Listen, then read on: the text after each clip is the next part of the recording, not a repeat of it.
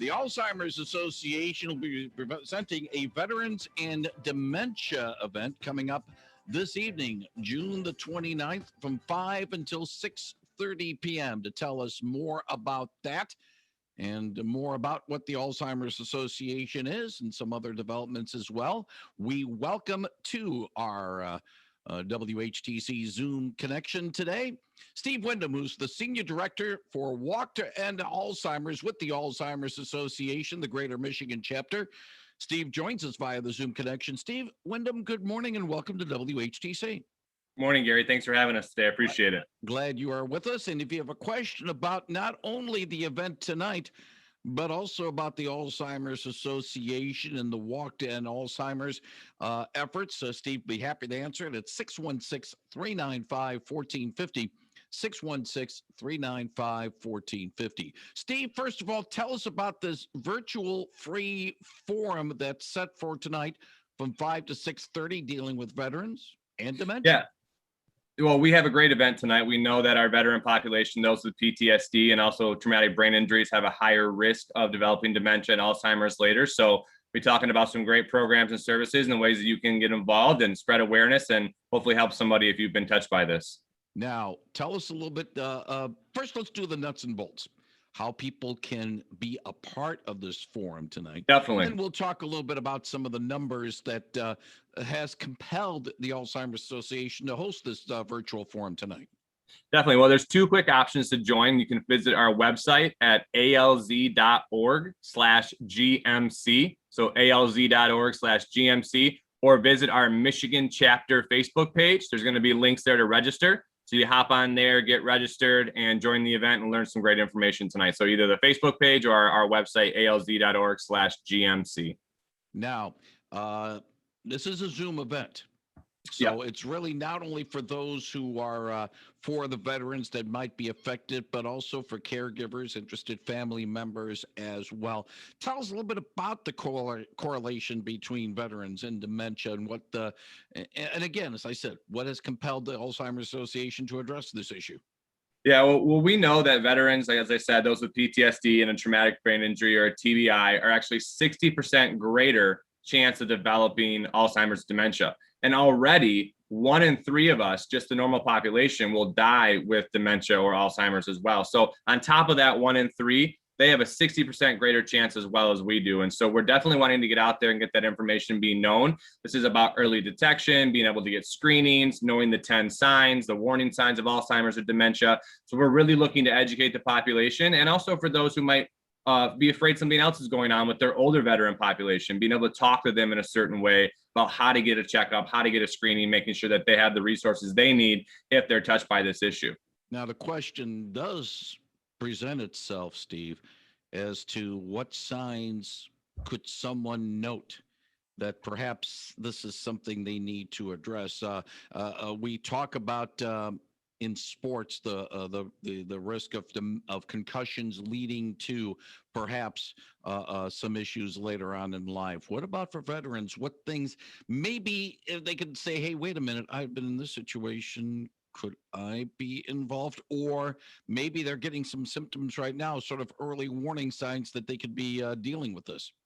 Yeah, there's a big difference between being forgetful and forgetting what something is used for. We talk about, oh, where did I forget my car keys? But when you pick up the car keys and you don't know where they go or what they do, that's a big sign of it as well. Also, a change in personality, having very bad mood disorders or personality changes. We know that a lot of people will go through those changes in their early stages. Also, just struggling with conversations, not so much forgetting the word every now and then. All of us forget a word or we're trying to describe something, but really that real struggle to have a conversation, to hold that conversation with the memory, and also just familiar tasks. If someone walks into the bathroom and they're not sure how to use the toothpaste, or they're not sure how to put toothpaste on the toothbrush. And so there's definitely this difference between forgetfulness and those signs that are showing themselves in some real ways that people are struggling with daily tasks, or they're forgetting things that we really should know how to do or what to say. And it's not necessarily those of us who might be Eisenhower administration babies or older that would have the issue. Really, Alzheimer's is something that anyone, I don't want to put a bottom age on this, Steve, but I would think anyone over the age of 40 needs to, at least have some cognitive awareness of. Yeah, 100%. We do know that early onset is a real risk. Early onset happens in sometimes people's early 40s. And we do recommend at the age of 50, they start having regular screenings and really starting to pay attention to this. But that's for the normal population as well. So if we have someone who has it in their family, if there's a hereditary risk of it, I think you're right. Right about that 40 years of age, we really need to start paying attention to our brain health and making sure that we're doing okay. Peg McNichol in our WHTC newsroom has a question for you. Go ahead, Peg. I'm really glad you mentioned early onset, because I know in 2 cases, I know personally, family members didn't even think of dementia when their family members started acting odd. They thought it was depression. They thought maybe a mini stroke. What kind of doctor do you go to for either the baseline test, or if you suspect you or someone you love has early onset dementia? Yeah, and your examples are great. Sometimes these are misdiagnosed. And so we really need to get to that neurologist. We need to get that imaging. So we really need to look at the brain and see what's going on. And so your primary care physician is always the best place to start.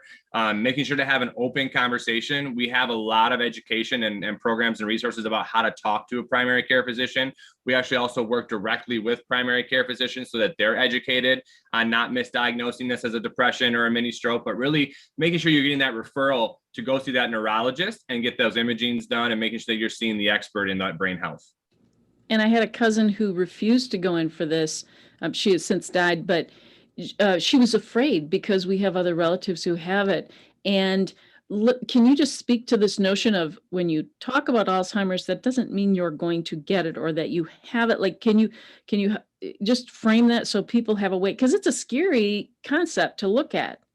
It is. And, I've done a lot of nonprofits. I used to do suicide prevention, and we had the same issue. Talking about suicide doesn't make a suicide happen. It actually helps save someone possibly. And so the same thing with Alzheimer's.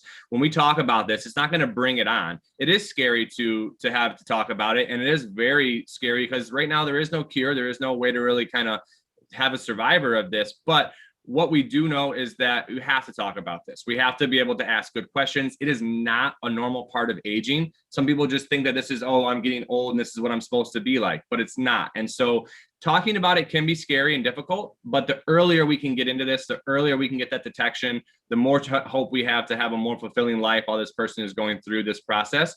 But really, we have a program for that as well. We have education and programs that we're transitioning back to in person, with a virtual opportunity as well still, but all those things about how to talk to someone, how to ask good questions. We even offer care consultations and care counseling. So when you first are affected by this, you can rest assured that the Alzheimer's Association will be there when you call us, and we'll help you move through those first steps, answering questions, dealing with things that you have to take into account. And so those care consultations and those care counseling are very key for us to help people through this. We are talking with Steve Windom. He is with the Alzheimer's Association, the Greater Michigan chapter. If you have a question for Steve, he'll be happy to answer it at 616-395-1450, 616-395-1450. We are talking ahead of a virtual event tonight, a Veterans and Dementia event from 5 to 6:30. More information on the event and how you can participate is through the Alzheimer's Association website for Greater Michigan, alz.org/GMC. And when we put the podcast of our conversation with Steve on our webpage at WHTC.com, a little after 10 o'clock this morning, we'll put a link to that particular webpage so that you can be able to get more information, even if you are afflicted or a loved one might be afflicted. We're talking about Alzheimer's, but we're also talking about this event called Veterans and Dementia. Steve, can you sort of clarify, or if there is clarification that needs to be made between dementia and Alzheimer's? Great question. And so dementia, if you think about it, is the overarching term, like the umbrella term. It's just, we say cancer. Cancer has a lot of subsets. Alzheimer's is a subset of dementia.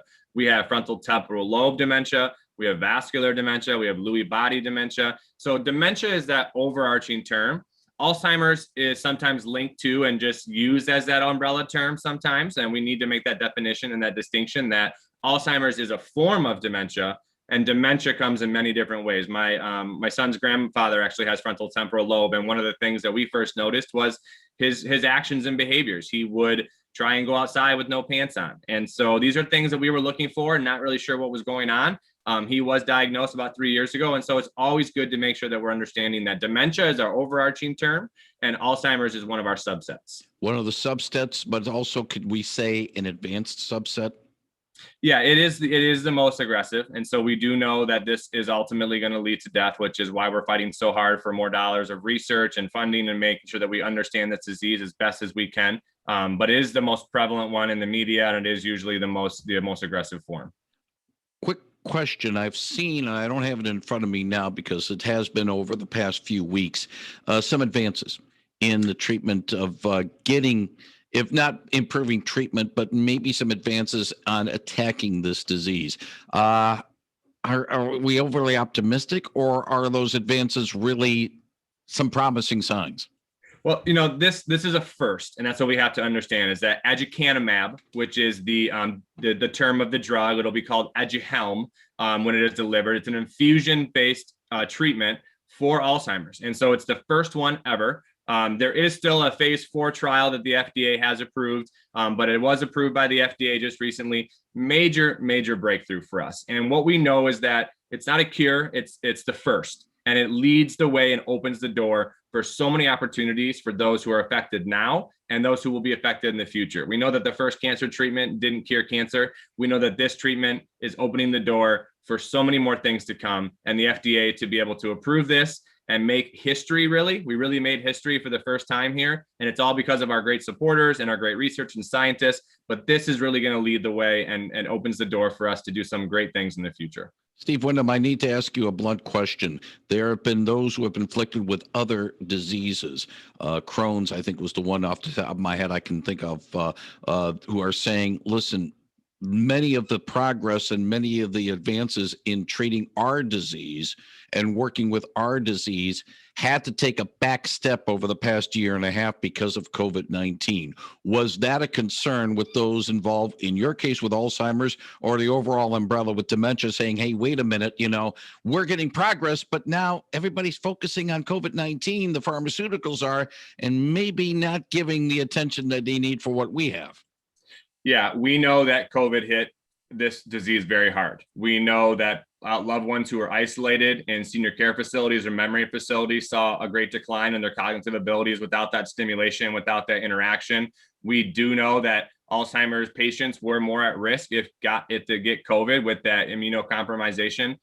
This really did hit a lot of things hard, and Alzheimer's and dementia was one of them. It is very tough to see people missing screenings, people missing their treatments, these other things that are happening. People are shut in, and it was really tough for people to be alone for this whole time and missing these opportunities to see their primary care physician or their neurologist throughout this. But we do know that we had a big push. We really had a big push to make sure that we made some noise around the aducanumab. We made some noise around programs and services.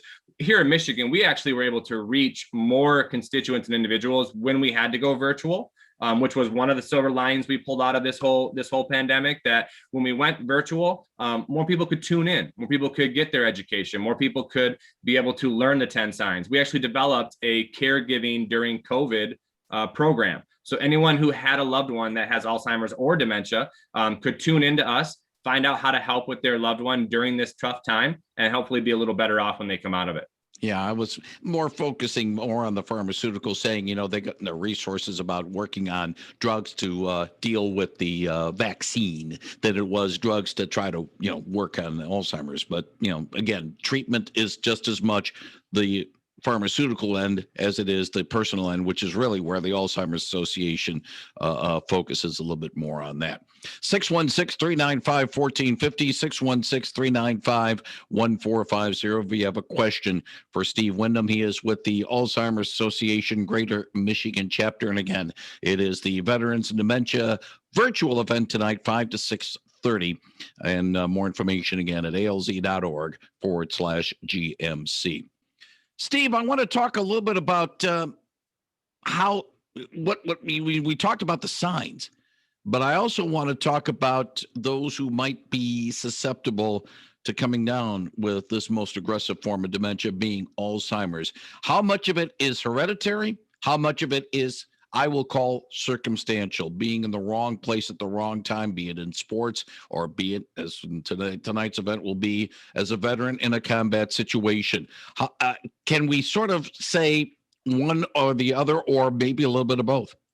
It's a bit of both. And so that's the issue with, and that's why we're fighting so hard to find a cure and find some more treatments and be able to fund all the things that are necessary to help families deal with this while we're going through it. And so a big piece of it is hereditary. We know that family risk does heighten your risk for it as well. We know that there are minority groups with our African American and Latinx communities that are at a higher risk as well. And we also know that it's more prevalent in women as well. And so there are some things that we do know. But there also, it just happens sometimes as well. We know people who are diagnosed with it with none of it in their family. Or the other thing that we see sometimes as well is that maybe they were never diagnosed in their other family members. Maybe someone never got that diagnosis and they just thought it was part of aging, or it was that misdiagnosis of depression or a mini stroke. And so it might even be there. The underlying causes and that hereditary risk might be there, and someone might not know it as well. And so it's really important to understand family history and family risk.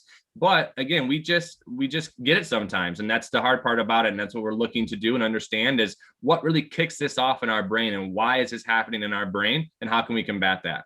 Now, another factor that could possibly signal someone that might be coming down with dementia, and perhaps, again, as we mentioned, Alzheimer's, the most aggressive of that, is the fact of reduced kidney function. Now, we got a story from our wire service today, published in Neurology, the medical journal of the American Academy of Neurology. A new study found that people with reduced kidney function may have an increased risk of developing dementia. Chronic kidney disease affects about 15% of adults in the United States. More common as people age. However, since many people don't experience symptoms until later stages, it is estimated that 90% of people with chronic kidney disease don't know they have it. And this study says that could be another indicator of having dementia. And of course, as we mentioned, Alzheimer's is a more aggressive form of dementia. Yeah, well, your whole brain is controlled, your whole body is controlled by your brain. And so that's what the importance of research is that we need to have more research to have more understanding to see if these links are there and if it's a causation or just a correlation. So we have to really understand those issues. And again, knowing these things will allow us to better diagnose, to be better prepared, to have earlier screenings. We know that if you have prostate cancer on your father's side, that you need to get a colonoscopy sooner than a normal person. So we really do need to understand these things. And that's why we put so much effort into our research, being the largest funder of research as a nonprofit, having the third most impact in the world behind the American and Chinese government. We're doing everything that we can to bring researchers together with our AAIC, or International Research Conference, that brings researchers together from all over the world to share their data, share their findings, and see if there is any link or correlation or causation with some of these other issues. One other thing, and then we'll wrap up our conversation, Steve Windom. We talk about those who have been afflicted, the actual persons who have come down with Alzheimer's, have dealing with it directly. But the victims are more than just those who are afflicted. Talk about what the association does with family members and with caregivers, especially family members who are caregivers, that they don't want to see their loved ones put away in a medical facility if they don't have to. So they'll take care of mom or dad or grandma and grandpa, and yet the strain is very much there, both physically and mentally. Yeah, and we do a lot with our large companies and corporations to be able to educate them with their HR departments and other areas within their industries to say, hey, there's a great likelihood that your employees are dealing with this. And what we call the sandwich generation right now, that have young kids that they're caring for as well, but they're also caring for an aging adult, an aging parent that might have this dementia or Alzheimer's. And so the biggest thing that I can say right now is our caregiver support groups. We have them all over the state, all over the country, no matter where you're tuning in from. You can get tapped into one of our caregiver support groups. Those are groups where others just like you who have walked in your shoes, whether they're in it for the first month or they've been in it for 7 or 8, 10 years. Everybody has a story and a journey, and we're there to support people through it. I had mentioned the care consultations and the care counseling earlier as well. We're actually able to sit down with the family and go over what is their home like? Do they have the capacity to care for this person? Do they need to bring in additional help? Do they need to put them in a memory care? So our care consultation and also our care counseling is a huge piece to helping these family members through this. And also our caregiver support groups. And really, our Walk to End Alzheimer's events are almost the largest support group in the world. You know, these events bring people together from all over the community, all over the state. And when you're there and you see someone who's just like you and you've never met them, but you know you're not alone, it's a very powerful piece to help that person come through it. And you can get all of these services to our 1-800 helpline. So we definitely have that helpline. It's 24/7, 365. If you need to just talk to somebody in the middle of the night because you just got a diagnosis and you're worried, or it's pre-diagnosis and you're worried about your loved one and you just have a couple questions to ask. And so we're always there at our helpline at 272-3900. It's 1-800-272-3900. And I would say anybody who has an inkling, anyone who's dealing with anything, we're right there to help you at that helpline. Speaking about Walk to End Alzheimer's, which you are directly involved with, we're getting those walks back going on, aren't we? Walk is back, and we are so excited to be back in person this year all over the state. Our 25 events all over the state. We have 4 in the Upper Peninsula. We've got another 21 downstate, all along the West Shore, in the center of the state, the Great Lakes Bay region, and Detroit, which is our largest one in the state. But we are back all through the fall. Our first event kicks off September 11th up in Marquette and Iron Mountain area. Yeah. And then finally, again, the purpose why we have Steve with us today. Steve Windom is with the Alzheimer's Association. It's the Veterans and Dementia virtual event. Again, tell us about the event and how people can get involved. Definitely. The event's tonight at 5:00, and it's going to be all about our veterans. It's in partnership with our VA, actually. So the Veterans Affairs Association will be there to help answer questions as well. We're going to have experts on site on our end as well. It's just a great time to come out and learn about the risk that's associated with our veteran population from PTSD and those traumatic brain injuries, but also just about resources and ways to get involved. We're going to have a great guest speaker, one of my good friends, Tim Wellbaum. He is an Army veteran, and we're going to be marching 34 miles this fall to be able to bring some awareness and help those vets get involved and understand their risk as well. So tonight, definitely need to tune in.